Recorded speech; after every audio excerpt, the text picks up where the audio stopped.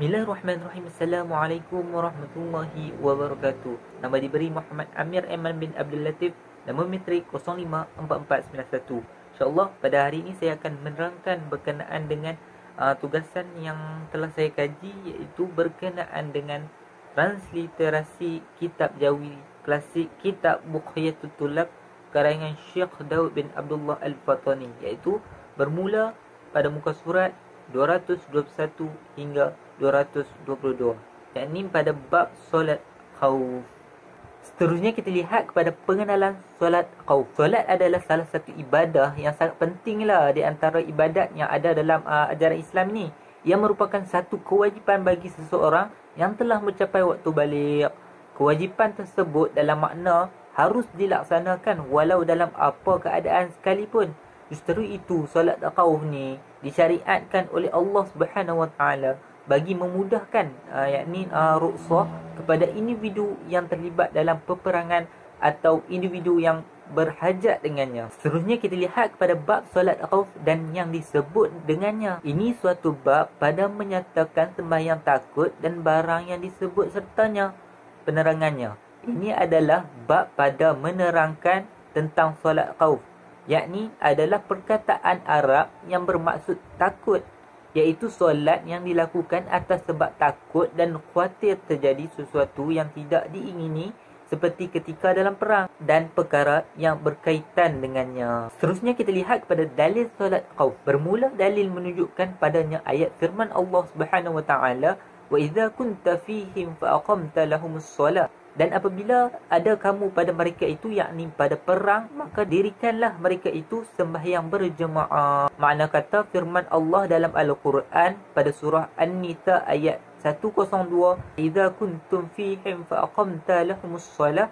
Dan apabila kamu berada di tengah-tengah mereka, yakni sahabatmu, lalu kamu hendak mendirikan solat bersama-sama mereka, maka hendaklah segolongan dari mereka berdiri, yakni solat bersertamu. Telah berkata dalam tafsir Ibnu Katsir, yakni ayat ini turun sebagai suruhan daripada Allah Subhanahu Wa Taala kepada baginda Nabi Muhammad sallallahu alaihi wasallam supaya mendirikan solat ketika dalam perang, iaitu solat khauf secara berjemaah. Seterusnya kita lihat kepada pembahagian cara solat khauf. Bermula sembahyang takut, yakni solat khauf, beberapa bahagi dan telah memilih oleh Imam Asy-Syafi'i radhiyallahu an, yakni Muhammad bin Idris Asy-Syafi'i, akan 4 kaifiat daripada 16 kaifiat. Setengah tersebut pada hadis dan setengah tersebut pada Al-Quran. Makna kata sembahyang takut yang dikenali sebagai solat khauf ini mempunyai pembahagian mengenai cara-cara atau kaifiat yang tersendiri yang diwahyukan daripada Allah Subhanahu Wa Taala melalui Al-Quran dan hadis. Demikian juga telah termaktub dalam Al-Quran dan hadis, iaitu sebanyak 16 cara-cara dan kaifiatnya. Maka di sini Imam Syafi'i, iaitu pengasas kepada mazhab Syafi'i, telah memilih 4 cara-cara, yakni yang telah termaktub dalam kitab Al-Um atau kaifiat solat khauf ini daripada 16 yang tersebut. Kita boleh tengok di carta sebelah tu untuk memudahkan lagi, iaitu berdasarkan Al-Quran dan hadis ni terdapat 16 cara solat khauf lah. Maka di sini dipilih oleh Imam Syafi'i hanya 4 daripada 16 tersebut. Kita boleh lihatlah 4 kaifiat yang dipilih oleh Imam Syafi'i tersebut. Seterusnya cara-cara solat khauf pertama. Sebelum tu kita lihat pada sejarah cara yang pertama ini. Kaifiat yang pertama iaitu sembahyang Nabi SAW pada tempat yang bernama Usfan, yakni satu tempat di Arab Saudi berhampiran dengan Jeddah, iaitu satu dusun dan jalan pergi ke Madinah antaranya dan Mekah 2 marhalah, yakni antara 85 hingga 90 km, hampir dengan Khalij. Khalij ni adalah satu bandar di Arab Saudi dan iaitu bahawa tiada seterunya, yakni musuhnya pada pihak kiblat, pada arah kiblat, dan orang muslimun sebanyak kira-kira dapat melawan seteru satu-satu safnya, yakni baris dalam solat lah, dan tiada pula dinding antara keduanya, yakni penghadang antara kaum muslimin dan musuh. Sejarah bermulanya solat khauf dengan cara yang pertama ini adalah ketika mana berlaku perang di antara kaum muslimin dan musuh. Perang ini tercetus di tempat yang bernama Usfan, iaitu ketika musuh berada pada arah kiblat. Ketika itu tentera dari kaum muslimin ni ramai sehinggakan satu saf dapat melawan musuh. Ketika itu juga tiada sebarang penghadang atau halangan antara pihak muslimin dan musuh. Kita boleh tengok pada rajah di atas itu untuk memahami secara lebih jelas lah. Seterusnya kita lihat kepada cara yang pertama. Maka hendaklah disembahyangkan oleh imam sekalian diperbuatkan dua saf, yakni barisan dalam solat, kemudian rukuk, yakni rukun dalam solat sekaliannya, dan iqtidal, yakni rukun dalam solat juga mereka itu sekalian serta imam, kemudian maka sujud satu saf, maka aula, yakni lebih diutamakan saf yang pertama sujud serta imam dan mengawal oleh saf yang kedua itu akan imam dan akan orang yang sujud serta imam di dalam iqtidal. Makna kata cara pertama ini juga dikenali sebagai solat khauf, iaitu ketika musuh berada di arah kiblat, maka hendaklah diperbuatkan dua baris beserta imam di hadapan keduanya itu. Di rakaat pertama maka mengangkat takbir dua saf tersebut dengan mengikut imam dan membaca rukun dalam solat. Seterusnya rukuk dan iqtidal bersama imam di hadapan oleh kedua saf tadi ni.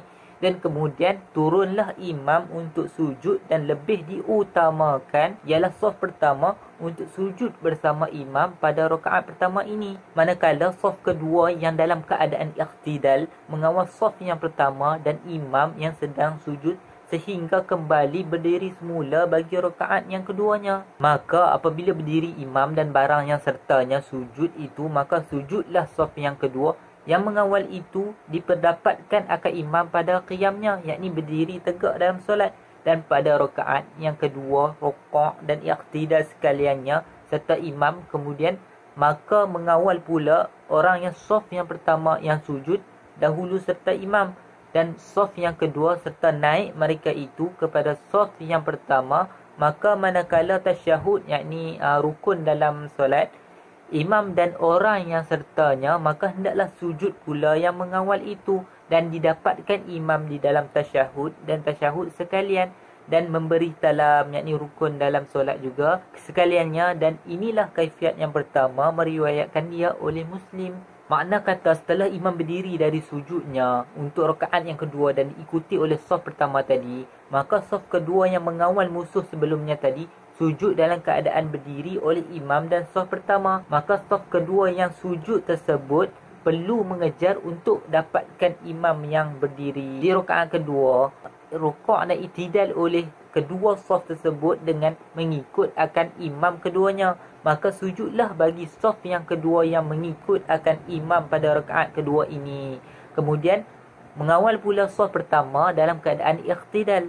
Seterusnya imam duduk tasyahud akhir dan diikuti oleh saf kedua tadi, maka turunlah saf pertama yang mengawal tadi untuk sujud dan mengejar bagi mendapatkan tasyahud bersama imam, maka memberi salam oleh sekaliannya itu. Dan harus pula akasnya, yakni lawannya, yakni sujud serta imam pada rakaat pertama saf yang kedua dan mengawal oleh saf pertama dengan ketiadaan berpindah daripada tempatnya, dan pada rakaat kedua sujud oleh saf yang pertama mengawal oleh yang kedua dengan ketiadaan berpindah tempatnya. Dan harus pula mengawal satu saf pada kedua rakaatnya dan mengikut imam yang lainnya pada tiap-tiap rakaatnya, harus jua. Makna katanya di sini dibolehkan juga untuk kita berlawanan daripada situasi yang di atas tadi ni, iaitu kita boleh bermula ikut imam oleh saf yang kedua dulu, kemudian diikuti oleh saf yang pertama pula, iaitu tanpa mengubah tempatnya. Seterusnya cara yang kedua. Sebelum itu kita lihat kepada sejarah cara yang kedua ini. Dan kaifiat yang kedua, sembahyang Nabi SAW pada tempat yang bernama Bas al-Naqal. Telah meriwayatkan dia oleh Bukhari, yakni Muhammad ibn Ismail al-Bukhari, dan Muslim, yakni Abul Hasan Muslim, dan iaitu adalah seteru, yakni musuh mereka itu pada pihak yang lain daripada kiblat atau pada pihak kiblat, dan ada di sana itu dinding, iaitu penghadang antara kaum muslimin dan musuh. Sejarah yang menyebabkan tercetus solat qaum bagi cara yang kedua ini adalah berlaku ketika perang di tempat yang bernama Bas al-Naqal. Kemudian juga cara ini dipetik daripada hadis diriwayatkan oleh Imam Al-Bukhari dan Muslim. Pada perang ini, pihak musuh tidak berada pada arah kiblat dan terdapat penghadang atau halangan antara muslimin dan musuh. Maka kita boleh tengok pada gambar rajah di atas untuk lebih melihat secara jelas lah. Sebenarnya kita lihat kepada cara yang kedua, iaitu bahawa sembahyangkan mereka itu oleh imam sama ada 2 rakaat atau 3 atau 4 rakaat 2 kali, yakni dibahagikan kaum 2 bahagi, satu menunggu seteru yakni musuh dan satu bahagian sembahyang sertanya. Kemudian daripada salam mereka itu, pergilah yang sembahyang serta imam kepada muka seteru yakni musuh, maka datang yang mengawal sembahyang pula serta imam, maka jadilah sembahyang imam yang kedua kalinya, iaitu sunat, dan iaitu harus pula dikerjakan pada tempat yang lain daripada takut, tapi sunat pada tatkala takut banyak orang Islam dan sedikit seteru yakni musuh dan takut akan rompaknya ke atas muslim. Makna kata pada cara yang kedua ni dibagi pada 2 kumpulan lah. Solat pertama, kumpulan pertama dulu semayang serta imam, kumpulan kedua ni kawal dulu musuh. Kemudian setelah selesai solat, tukar menggunakan imam yang sama, maka solat yang kedua imam tu dianggap solat sunat. Maka dibolehkan juga berpindah tempat lah daripada solat yang pertama kepada solat yang kedua tadi, atas sebab takut ataupun khuatiri musuh, rompakan daripada musuh. Kesimpulan yang dapat dibuat daripada bab ini adalah kewajipan melaksanakan ibadah solat ini bukanlah suatu perkara yang mudah lah. Akan tetapi solat perlu dilaksanakan walau dalam apa situasi sekalipun. Agama Islam itu mudah dan tidak menyusahkan bagi penganutnya. Allah Subhanahu Wa Taala telah mensyariatkan beberapa rukhsah, yakni kemudahan dalam melaksanakan kewajipan bagi hambanya. Maka solat khauf ini memberi kemudahan bagi individu yang berhajat dengannya. Sekian daripada saya.